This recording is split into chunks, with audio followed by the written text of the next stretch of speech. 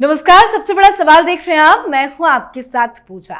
वक्फ संशोधन बिल, जिस बिल को लेकर पूरे देश भर में बवाल मचा हुआ है। मुस्लिम समुदाय सड़कों पर है। विरोध इतना है कि ईद के मौके पर भी नमाजियों ने अपने हाथों में काली पट्टी बांधकर ईद की नमाज अदा की। विपक्ष के नेता भी लगातार इस बिल का विरोध कर रहे हैं। विरोध प्रदर्शन में मुस्लिम समुदाय के साथ नजर आ रहे हैं। वोट के लिए विपक्ष को मुस्लिम समुदाय की चिंता सताने लगी है। वैसे ऐसा समर्पण, ऐसा प्रेम, काशी उत्साह विकास के मुद्दों पर भी दिखता। खैर, खबर यह है कि वक्फ संशोधन बिल 2 अप्रैल को संसद में पेश किया जा सकता है। सरकार पहले लोकसभा में बिल पेश करेगी। बिल पेश करने को लेकर, विपक्षी पार्टियों से निपटने को लेकर सरकार ने तैयारी पूरी कर रखी है। सरकार की कोशिश भी है कि इसी सत्र में बिल को पास भी कराया जाए। तो सवाल यह है कि बिल को लेकर क्या है पीएम मोदी, अमित शाह की तैयारी और विपक्ष की असली मुसीबत क्या है।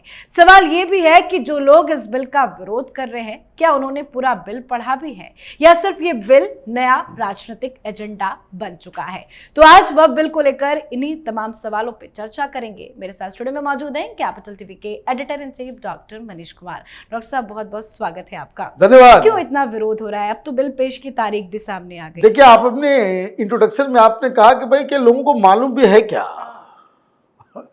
कुछ नहीं मालूम है। 0 सन्नाटा। मुसलमानों को इमोशनली ये लोग ब्लैकमेल करते हैं। ये दाढ़ी टोपी, ये जो जितने मौलाना गैंग है वो बरगलाते हैं लोगों को। जितने भी आप यूट्यूब पे जाइए, कल वक्त बोर्ड को लेकर के ये काला काला बहुत सारे मीडिया वाले चले गए, यूट्यूब वाले भी चले गए, पूछ रहे थे कि भाई बताओ क्यों लगाए हुए हो। बोले भाई हमारे धर्म के ऊपर हमला हो रहा है। भाई क्या हो रहा है? बोला मौलाना इकराम लोगों ने कहा कि भाई काला पट्टी लगाना है, मैं लगा लिया। और ये गिना देंगे कि भाई पूरा मुस्लिम समाज जो है वो आंदोलित है। क्या बताया जा रहा है, क्या सिखाया जा रहा है? आपकी दरगाहें छीन ली जाएंगी। अरे दरगाह छीन के क्या होगा? वहां हॉस्पिटल बनेगा। योगी ने कहा भी है, कह रहे हम मस्जिदों का क्या करेंगे। वही तो, आपकी मस्जिदें छीन ली जाएगी। भाई मस्जिद को छीन के क्या करेंगे? क्या करेंगे वहां पे? वहां मंदिर बनेगा क्या? नहीं बनेगा। हाँ, उन मस्जिदों के नीचे जहां जो मंदिर तोड़ के बनाया गया मस्जिद, उसके बारे में अलग कहानी है। वो वहां तो मंदिर बनेगा, वो अलग कहानी है। लेकिन आपने मस्जिद बनाई है, आपकी मस्जिद है, वो क्लीन स्लेट पे है, उसमें कोई अतिक्रमण नहीं है, कुछ नहीं है। कोई आपको कुछ छुएगा भी नहीं, कोई पूछने भी नहीं जाएगा। अब आपके इदारे छीन लिए जाएंगे, वक्फ की जमीन छीन ली जाएगी। अरे कोई नहीं छीन रहा। ये बात सारे लोगों को समझ में आनी चाहिए। ये ठीक वैसा ही शाहीन बाग में मैं वहां आकर के कोई मौलाना बोला था कि ये अमित शाह, योगी, मोदी बड़ा खतरनाक है, आपकी नसबंदी कर देगा।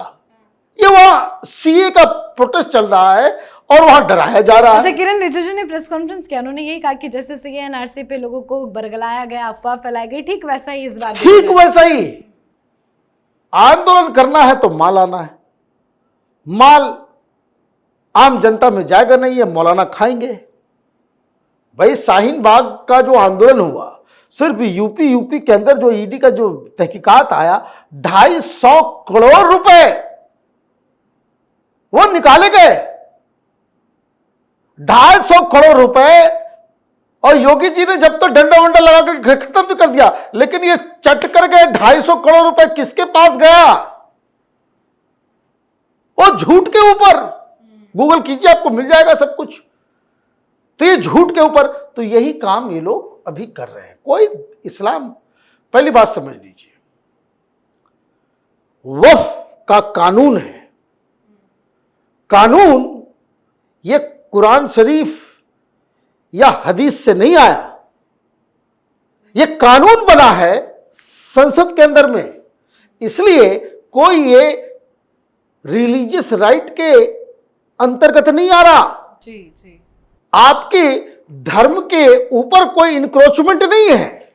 अगर इस तरह का प्रावधान कुरान में होता, हदीस में होता और उसको सरकार कहती कि इसको बंद करो, तब आप कहते कि भाई ये इंक्रोचमेंट है। ये तो है भी नहीं, कानून है। ये कानून बनाया गया तो जहां कानून बना हो तो मिटाएगा भी ना, उसके पास ये भी अधिकार है ना। किस संदर्भ में बनाया गया, क्यों बनाया गया, उसकी कहानी आप छोड़ दीजिए।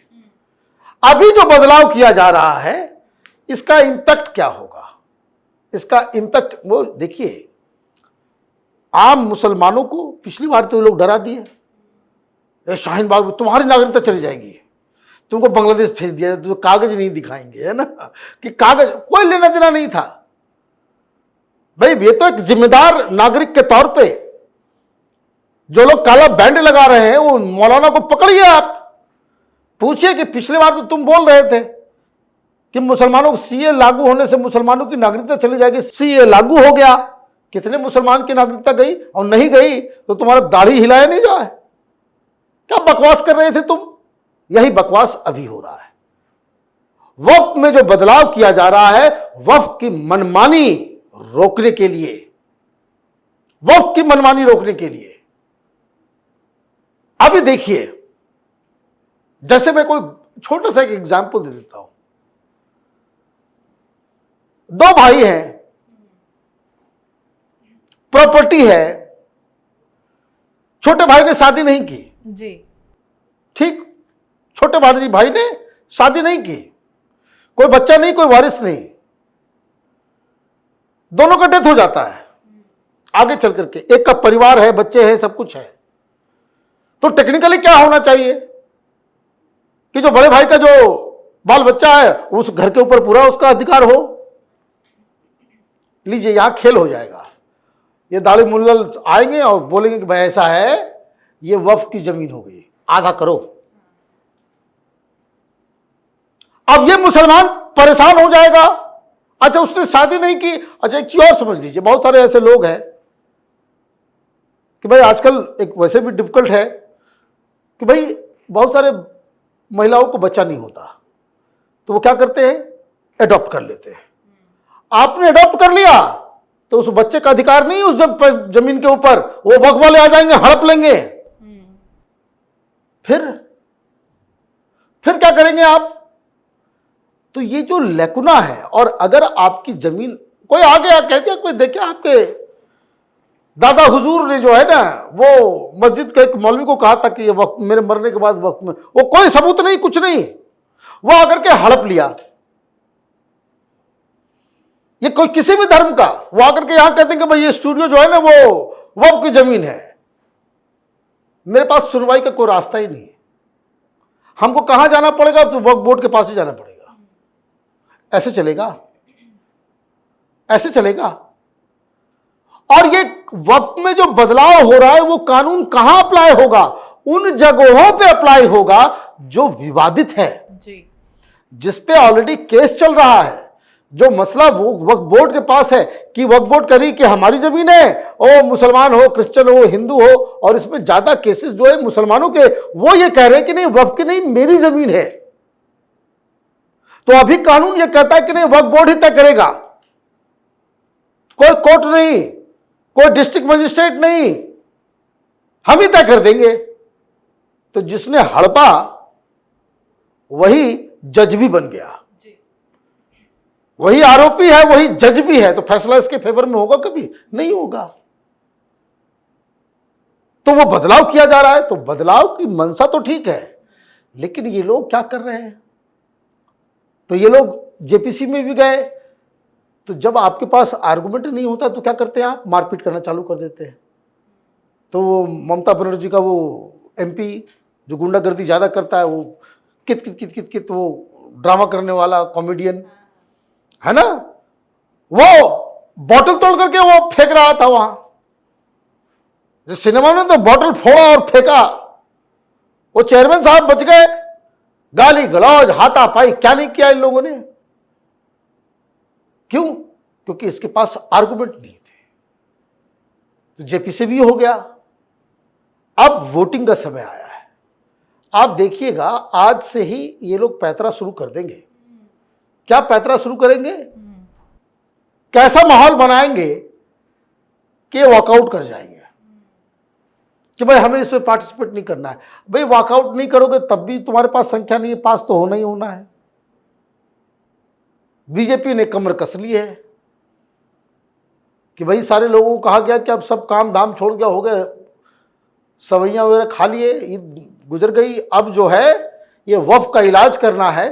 तो मुझे लग रहा है कि Bharatiya Janata party totally determined है कि ये इस सत्र में जो है उसे पास किया जाए, और अगर अभी पास नहीं होगा तो अगले सत्र में तो क्योंकि अब पेश कर दिया जाएगा तो फिर उसके पास उसको वोटिंग तो वो होगी ही होगी। बहुत बहुत धन्यवाद सर बातचीत के लिए। धन्यवाद। तो वक्फ बिल को लेकर सरकार की तैयारी पूरी है, ये तैयारी विपक्ष पर पड़ रही भारी है। वक्फ संशोधन विधेयक को लेकर देश भर में विरोध हालांकि देखने को भी मिल रहा है। इस प्रदर्शन को विपक्षी पार्टियों का समर्थन भी मिल रहा है। इस मुद्दे पर किरण रिजिजू ने कहा कि वक्फ बिल को लेकर कुछ लोग गुमराह कर रहे हैं, लोगों को सोच समझकर बोलना चाहिए। उन्होंने ये भी कहा कि वक्फ बिल में कोई गैर संवैधानिक प्रावधान नहीं है, सबको मिलकर इस बिल का समर्थन करना चाहिए। पर सच्चाई यही है कि बिल के नाम पर देश का माहौल खराब करने की कोशिश की जा रही है, अफवाह भी फैलाया जा रहा है। तो आपकी क्या कुछ राय है, कमेंट करके लिखिएगा। देखते रहिए कैपिटल टीवी। नमस्कार।